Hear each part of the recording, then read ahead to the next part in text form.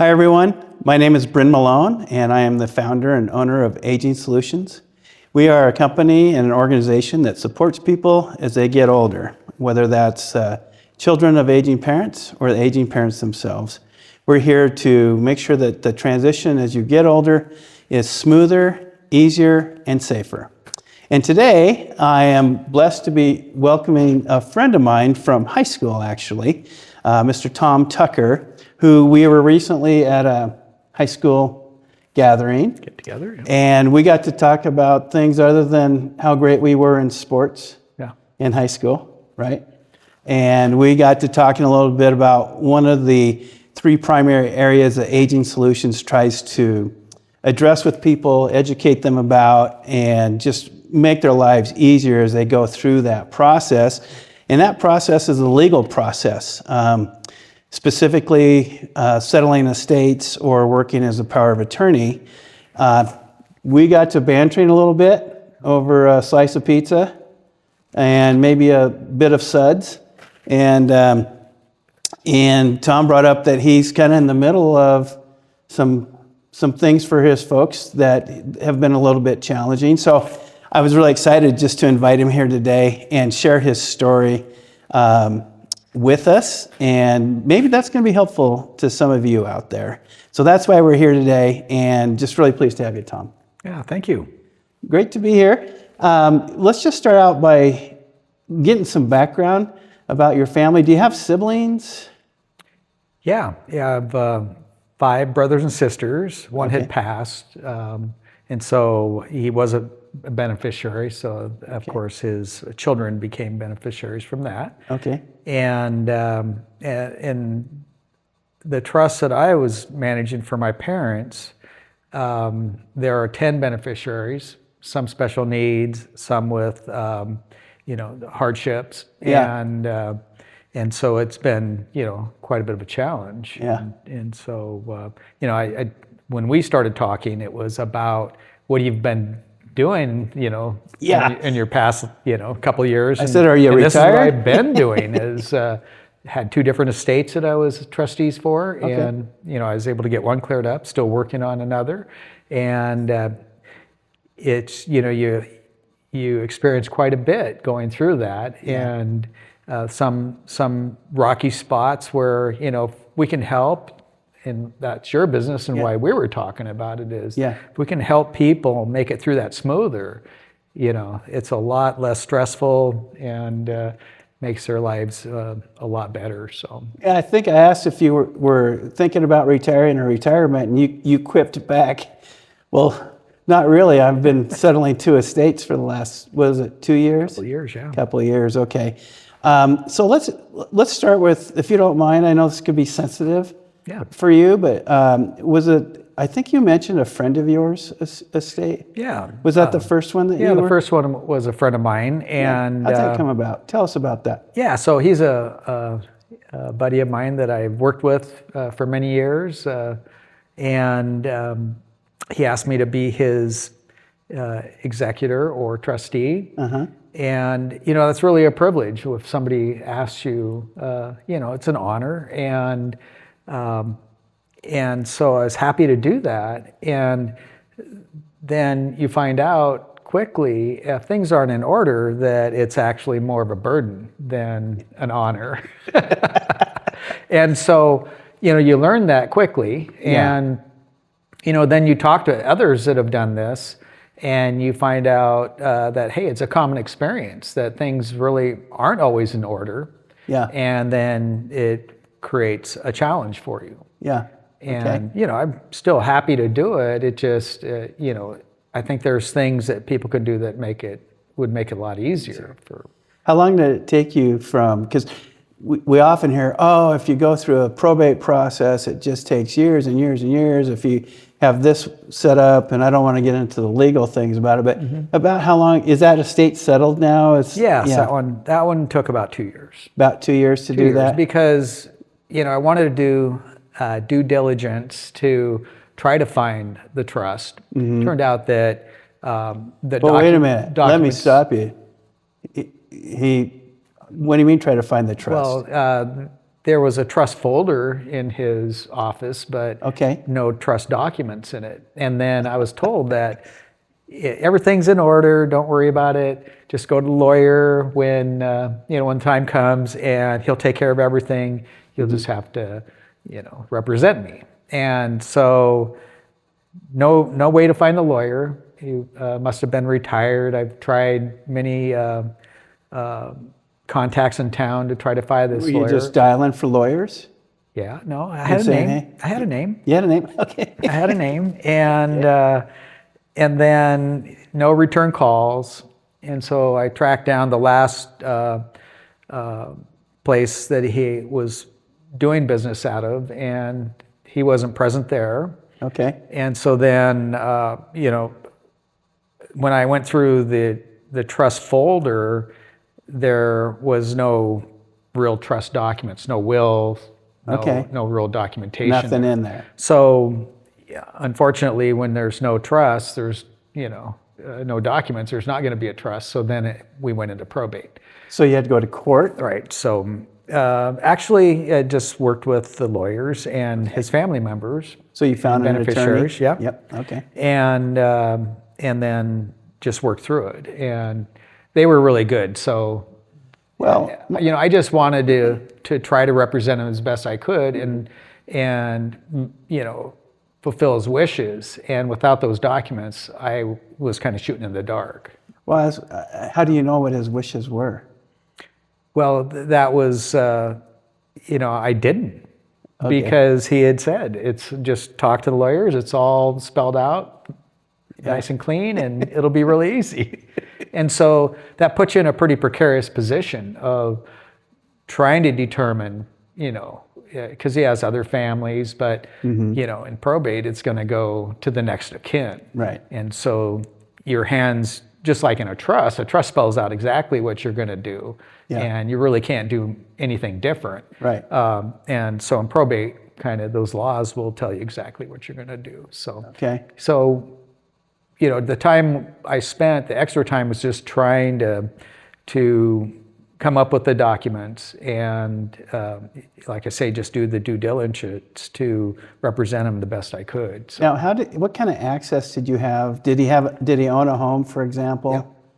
Did you have access to the home legally, or how'd that work? Because that's, I'm sure, where you were looking for the documents. oh yeah, so we were buddies, and I did have a document that said that I was his personal representative or the trustee. Okay. And it was an amendment to his original trust. Okay.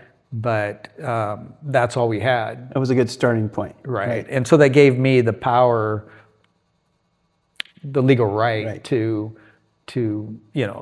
work through his things and try to fulfill that process. So Okay. Was it expensive going through the process that you had to go through, or?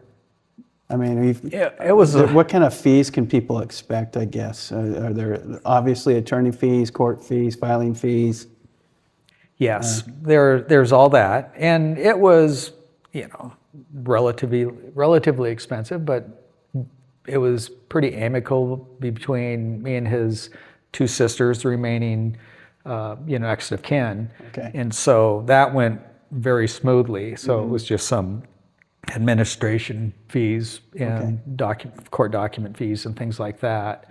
We did have extenuating circumstances because he did end up in a care center for quite a while. Oh. And he didn't have a lot of money, and so we. Did the state want to recover some resources and assets? Yes, I was very conservative about digging a hole. Yeah. Okay. But so he was a really good friend of mine. So I had some out-of-pocket expenses I had covered and was going to recover when we sold the home and things. Yeah. So all that worked out just fine. I think the out-of-pocket expense thing is something that maybe people don't realize.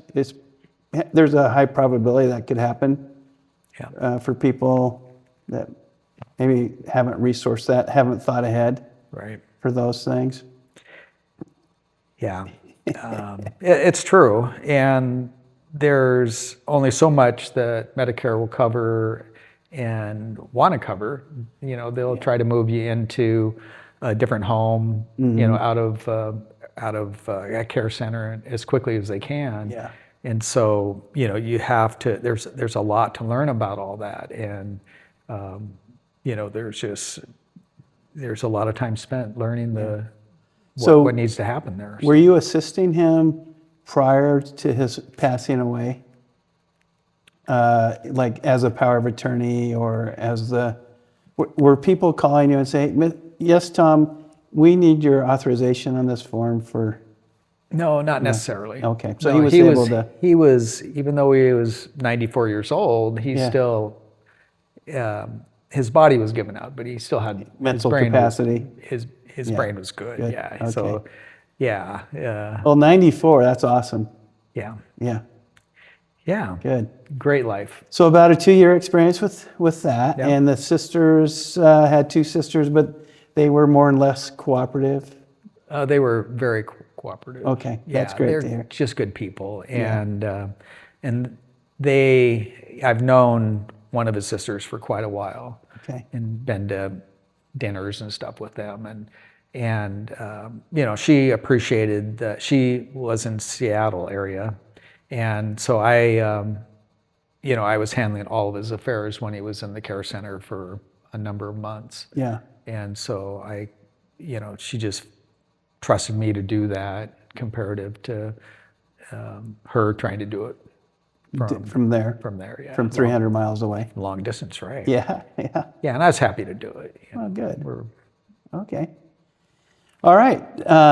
So let's move on to your family and your siblings and your parents. How long ago was it that your parents had passed? So it's actually been quite a while. My dad had passed 10 years before my mother. Okay. My mother's probably really going on more of the 4-year time frame. 4-year time frame. Okay. Yeah. So this one is a little bit more complicated because there's a number of assets, some homes, a lake place, things like that. Yeah. Number of assets. My mother was a classic. I will not get rid of anything. And because we come from a family with some history, there are some antiques and Family just heirlooms. a lot of things. Yeah, a lot of heirlooms. She was a collector. She loved her collectibles. Yeah. And so there was a lot of that. And like I said, we had 10 beneficiaries. And you know, for the most part, she was really, especially after my father passed away, you know, on top of everything financially and that kind of thing. And so, yeah, you know, of course, it's always sad when you lose a parent, and then, you know, the one thing that surprised me a little bit is diligent she was with and attentive she was in watching investments and banking accounts and things like that. Is like the trust hadn't been updated for, you know, over 10 years. And so there was probably things there that surprised me a little bit that I had heard from her, that the way she wanted it, where they just hadn't been updated. And so without those, there's no way to execute on any of that. You have to execute what's in the trust. Right. And so that's where we were talking about, to me, it's really important to have those conversations with your loved ones, your friends, and really get down to the nitty-gritty on that stuff. And which is really difficult because a lot of people don't want to talk about their financial situation with their friends or their family. And but it's a necessary thing, you know. If they, like I said before, it's an honor to represent them, but you need to have the information to do it properly. And so the trust has to be there. And so I would understand where people don't want to get into the, you know, great detail on that, but there should be a level to where you have those discussions and you know what their wishes are. And have those, make sure that those documents are reviewed Yeah. and they're more up to date so that their wishes are, Yeah, it's what super you can important do. what you're bringing up. It's one of the main things that we do when we go out and assist people. I call it the parental vault. Okay, vault is a big steel door that locks and it only opens at certain times, and people like our parents' generation grew up and they didn't really talk about things. Things were very private, whether it's healthcare related, financially related, or legal. And I have my own opinion on some of that. Like they're just trying to protect us, or they don't want us to know that maybe they are getting older, or they don't want us to know that maybe financially they're not as well off as they were, or maybe financially they're way better off than we might think that they are, and they don't want to have any family disputes or being influenced in a different way over money. Who knows what the reason the vault's locked for? Yep. But at the end of the day, it transfers over that it really is a disservice to those who they've asked to step in and kind of carry forward for them after they've passed, right? Yeah, and that's why I say the discussion about those things and then making sure it's in the documents written is what's really important. Yeah. And I'm very lucky. My parents, were very giving, and they helped a lot of people along the way. And my mother was very diligent on, watching the money and making sure things were in order there. So I was really lucky that way, and that's a gift, and inheritance will be a gift. And it's just all the other stuff in that scenario that has been a challenge is just working through, a lot of different things. So What would you say or one of your biggest challenges was in settling your parents' estate?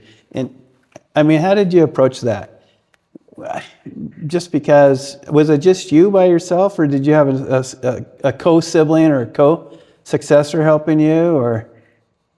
yeah, I am the trustee. Okay. And then I, have 4 of the 5 siblings that are still with us that all, are willing to help. And there's all, everybody's going to have a varying opinion on how to handle things. And so as a trustee, you have to work through that. And, it's just really hard to make everybody happy.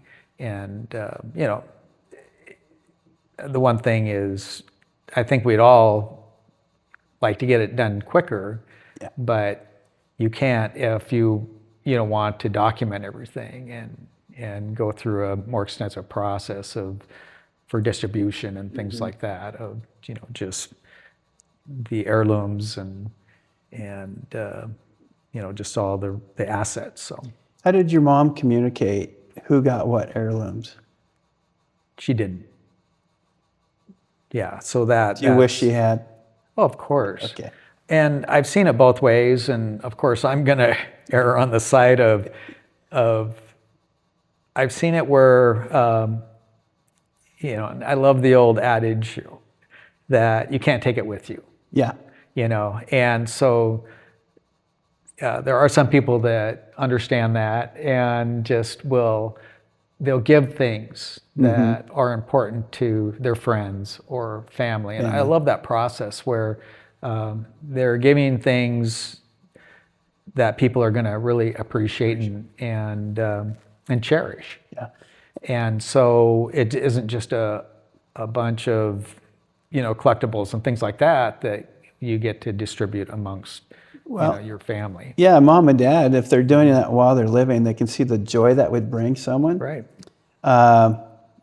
Right now, today, while they're living, instead of waiting until after they pass. So I do encourage my clients, maybe if they were hunters, for example, and they had a special rifle that had been handed down and they have a son or daughter that hunts now, to do that now, or jewelry, or those kind of things. Yeah, and I, like I say, I really have seen that as an example and appreciate that Yeah. now that given the experiences that, because there are so many things that we all want, because they mean something to us. And so just, and we'll get through getting, just being equal and get everybody, there's enough of everything, of course, that Yeah. everybody's going to have plenty to So I have to ask you, remember. Tom, because that's a big challenge. Plus, you're dealing with the fact that you've just lost your mom, your dad had predeceased, so now you have no parents. I mean, we're basically orphans, right? I'm in the same situation. I call it there's no home base left. There's no more going to Thanksgiving or Christmas or a birthday or an anniversary at mom or dad's house. It doesn't exist. You sell the home oftentimes. So you're left there with these heirlooms that would go back to your parents, your grandparents, your great-grandparents, wherever. I mean, obviously from Europe, right? So how did you handle that? I mean, that's a lot of pressure. You put in for a lottery or, spin the ball? What'd you do there? What's the Tom's solution to the heirloom question? Tom is not perfect. Okay. There's a lot of stress involved in all that. Okay. There are items that many people want, or a number of the beneficiaries would want, or the brothers and sisters. And so you just have to work through it and try to distribute those things equally. There's things like value that you have to take into consideration. Yeah.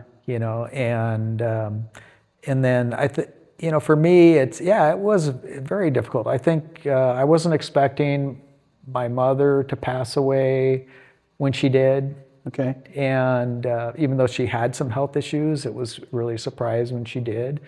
And that was true with, other members of the family too, where it was kind of a surprise. And so just coming to grips with that was something. And then, one of the things that, my goal is to keep the family intact, Yeah. Make sure everybody's respected and are being heard, and that remembering we're a family. This is just stuff. It's just stuff. And just get through it and make sure we're all loving each other. And did you find that other people in the family kind of grieved differently? Oh, absolutely. And maybe sometimes that you had to be diplomatic about helping them through that process of, yeah. Yes, some people show it more than others. Uh-huh. It's just a common experience in human nature. Human nature. And I'm a very empathetic person, so I'm probably on that edge of the spectrum, and then there's others that are, we all are going to grieve in a different way. Yeah. And it can present some challenges for someone trying to settle an estate. oh, for sure. And I know that we'll work through it amicably. And people have been very flexible, and it's just the degree of involvement that some people want comparative to others, and even the ability to be involved as much. And so I have to balance that in between getting it completed to working through the process. Are you still settling this estate? Yeah. Okay, and it's been how many years? 4. 4 years. Good. Plus 4 now. Okay. Okay. Yeah, and so if it was simple, I would really feel lame about it. But it's not, and then trying to appease what people want to do, because the easiest thing, maybe I'm not going to say the right thing to do, but the easier thing to do would be just distribute everything and then haul the rest off. And there's so much of it that the majority of us don't feel like that's the proper way to do it. Yeah. Okay. And but that would be the easiest way to do it. Yeah. You Then know? you could do this and say, hey, Yeah. I'm going to go play golf or Yeah, something. so it's a balancing Yeah. of that and opinions and emotions and real needs. Have you lost any sleep over this? Going back and forth, like, if I do this, it might, do that. I don't know if I've slept in 4 years. So, yeah. I mean, literally, it's on your mind all the time, and just trying to reconcile things and do your best at managing the estate in the process is it's a challenge, and it does wear you out a little bit sometimes. Okay. And this, you've been through it, helping others go through the process. Yeah. So the pre-planning is really a big deal. It's the key, isn't it? It really is. And then, and then, some estates are going to be much more complicated than others. Yeah.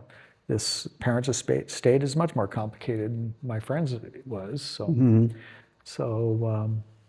Well, you're a little bit on the hook with your parents too, in that you've got the siblings, and you've probably got nieces and nephews, and then they all remember grandma and grandpa differently. They all had their own experiences, and what I find is one of the things I'm most sensitive to, and when I'm working either with families who I'm professional fiduciary for, and the kids are out there, is I understand each of those kids had a different relationship with mom or dad, and they bring that kind of to bear, and how, like you say, how tricky things can get, and how I manage that estate, how I approach them and address certain issues, whether it's the sale of property or sale of financial assets, or even heirlooms. I mean, this is a story I often tell, because my tip for people is to, I send letters out to beneficiaries that are going to be beneficiaries, and they send them back telling us what they're interested in, and then mom and dad, when they're alive, make those decisions. It might be a painting, it might be family heirlooms, it might, who knows what it is. And then that way we have them document it and sign it and date it, so that it's not me, Brynne, telling you this is what your parents want. It's kind of done. And that solved a lot of things, but ironically, I had one client tell me there was a franchise chain, fast food chain many years ago when I was growing up, and they gave away soda with their meals, and they were cartoon glasses from back in the day, Bugs Bunny and all that kind of stuff. And this one family, a family of 8, and about half the kids wanted that collection of cartoon glasses from when they were growing up. And the maternal person in that said, we were just so surprised that's, we've got paintings and we've got other things and cartoon glasses. So you just don't know, right? There would have been a battle over cartoon glasses. Yeah, you don't know, but there's little things like that in memorabilia that some people are gonna hold close. That this reminds them of mom and dad or the family, and we're lucky that we're a close family. So Yeah.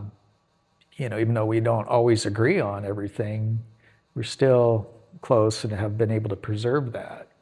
Well, I think that's from your leadership, though, from what I'm hearing you say, just in how you're approaching the responsibility of being the trustee, now the successor trustee in this case, and you just seem like you're doing it in a calm, thoughtful manner. And as you said, you're hearing everybody, and they have a voice, right? So, what have you learned through all this? Do you have friends that have gone through similar processes, or? Well, I have had discussions with others that have been in a similar situation, and they, there's a lot of shared experiences, a lot of common things that happen that you can learn from, And, if you take it seriously, you can't help but once in a while question, am I doing the right thing? And here and there. And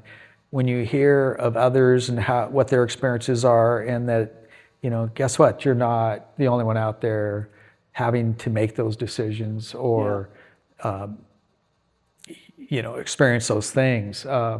It makes you feel a lot better, Membership, or Yeah. just being a part of a community. That's it. And it's like talking to somebody with a bad back. You can relate. Everybody has that, has the experience. There's some things that are common, but there's a lot of it that's just individual to to yourself in that case. So, and then, having someone like you with that experience and knowledge of how to get through that process is, it's really important, and something that, people should take advantage of, Yeah, I definitely believe in being prepared. So I'm kind of a planner that way. Yep. What would you tell people about, what advice would you give them?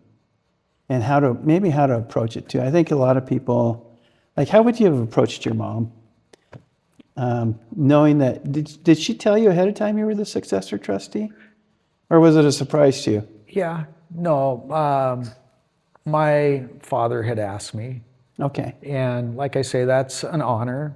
Yeah. It's not likely I'm going to tell him no. Right. And knowing, hey, we're a big family. There's a lot going on. I mean, I pretty much knew it was going to be, some work. The best advice is to have those conversations, about who gets what. And we've had some of those. There's just so much of it. Yeah. And I had those conversations with my mother, and then the one thing that they were, really committed to is being fair to all the beneficiaries. It had to be equal and fair to everybody. Yeah. And so, so we did have that for sure. But having those discussions, making sure that, from a trustee standpoint, is that things are spelled out and in the trust, because a trust that was put together 20 years or 15 years ago may not have the same assets. Right. People may have passed. That's right. Things have changed.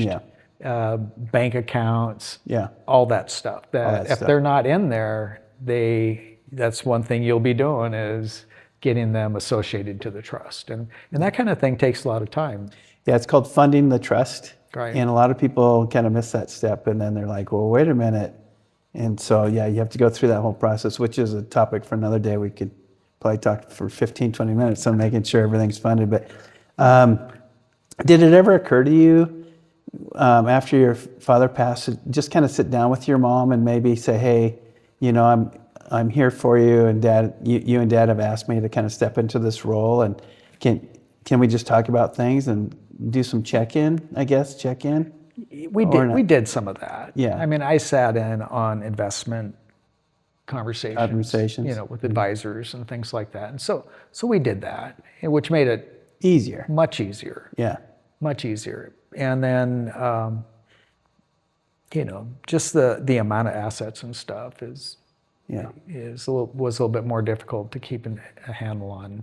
And, let's face it, we're all, living our lives, working 10 hours a day and trying to raise families and things. And so you do your best at being engaged. I was really lucky. I spent a lot of time with my mother. So oh, good. Yeah, so I heard a lot of what she expected. And so she's still talking to you as your guide when you're making decisions. You still can hear her talking to you. Yes, right? Absolutely.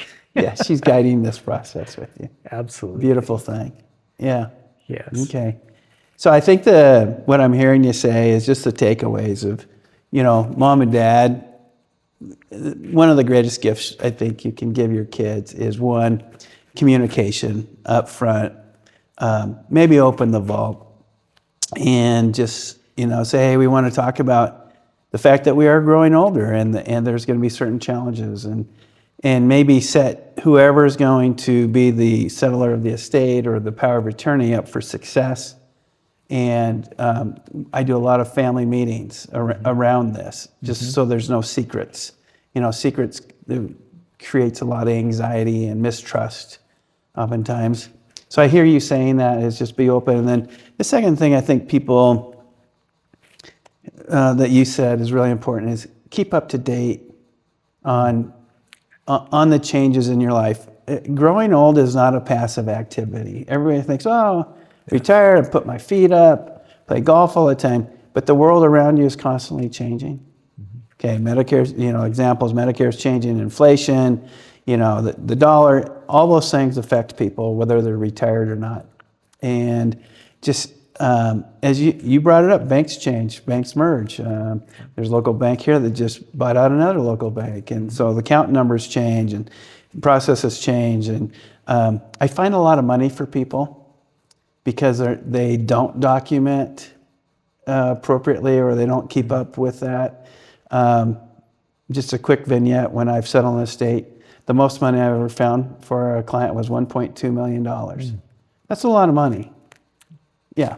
And it was in stock certificates stuffed in Publishers Clearinghouse envelopes. That's how they hit it. But it's a lot of work, and I just really appreciate what you're doing there with your parents and how you're navigating that. I think there's just so much to learn, just your approach and being fair to people. I'm sure how are you doing that. So Thanks. Any other suggestions or things that you would like to say that you've learned or you didn't know when you started, and maybe you wouldn't have taken this on? Well, honestly, there's a lot you don't know before you go through the process. Yeah. And so having a resource like yourself to help people through that is important. It'll save them a lot of time and money. Just not figuring it out on your own. And that's where I like to be open with people and help them if there's something they're going through that same situation. Try to be honest and give them is the best advice you can provide. Be it right or wrong. Just try to help them through it, because it can be a very emotional and difficult situation to get through. Well, Tom, I just really want to thank you for coming and sharing today. I Thanks know for this is having going to me. be super helpful to people just listening to you and what you've gone through in your experience. So they're going to learn from that, and hopefully it'll make their experience a lot better. And it was great to run into you at the As always. at the class of, we won't say what year, but the class of from a local high school here. Yeah. And just really appreciate it, man. Thank you for being here, Tom. Yeah, thank you. You're Likewise. welcome. Thank you. Okay, that's all for today. Look forward to upcoming conversations with other folks who are going through things either with dealing with mom or dad or providing support services for mom and dad. We're here to really make your life a little bit easier, a little bit better, and having people like Tom come and share his story with you just is the best way I know of to do that. So thank you very much, and we'll see you next time. So we're really honored to have Tom, high school classmate of mine, come and share his story about really what it's like to the reality of, and what it's like to settle not one, but two estates. And he gave us a number of things that we can learn from that and some different takeaways. But what I kept hearing over and over and over again is that the way you keep things easy and simple, reduce conflict, reduce anxiety. He said he hasn't slept in 4 years, and I believe him because it's just so much pressure. But parents can really take the definitive step of being prepared. And what's that look like? That looks like maybe having conversations with your kids ahead of time. about what you want. But you have to do the follow through, and that follow through is so critical, and that is to make sure everything is documented. That's the first thing. Document. Date, sign, and have witnesses as to your wishes. But more than that, and more importantly than that, is a lesson that I learned many, many years ago, almost 30 years ago now, from clients that I had who said, Brynne, come help us document our estate. We have 2 daughters, we have property, we have investments. If something happens to us, they're not going to know where any of that is.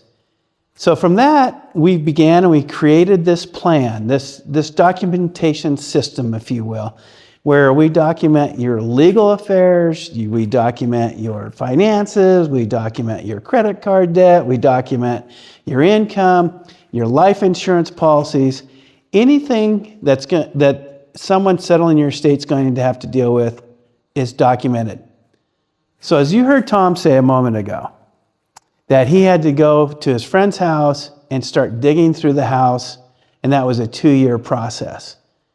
With what I call the Trinity Plan, it'll be a 2-day process, and you'll know where everything is. You'll know if things are up to date, because that's what we do. We help you continue to update things as they change. Remember, Tom talked about change. Financial institutions change, beneficiaries change, insurance companies change. There's constant change. Cars are bought and sold, houses are bought and sold. Legal documents that you need to settle the estate need to be somewhere that is really simple and really easy. And the Trinity Plan is a step-by-step process that you can employ to do that for you. It's laid out. You just have to find this page 1, answer the questions. Page 2 takes you through more questions. Page 3 asks you to find certain documents. Is it fun? Is it a little bit of work? It is. And for moms and dads out there who are hearing me this, it's better to do it now and give that gift to your children than it is to have somebody be in the position that is not uncommon, and that is to have your documents scattered or have your wishes verbal and not written down. So I would encourage all of you to look into the Trinity Plan. It's on our website. If you've subscribed to this channel, you'll be able to go to the website at www.agingsolutionsnw.com and find the Trinity Plan. Please review that. It's something that's going to give you total peace of mind and will help ensure that your wishes are brought to fruition and that you're empowered. You're still making decisions even after you pass away. And that's the number one thing. Peace to your beneficiaries and your children and your grandchildren, and you're still being empowered that you're making the decisions. Thank you so much again for joining us today, and we look forward to seeing you next time.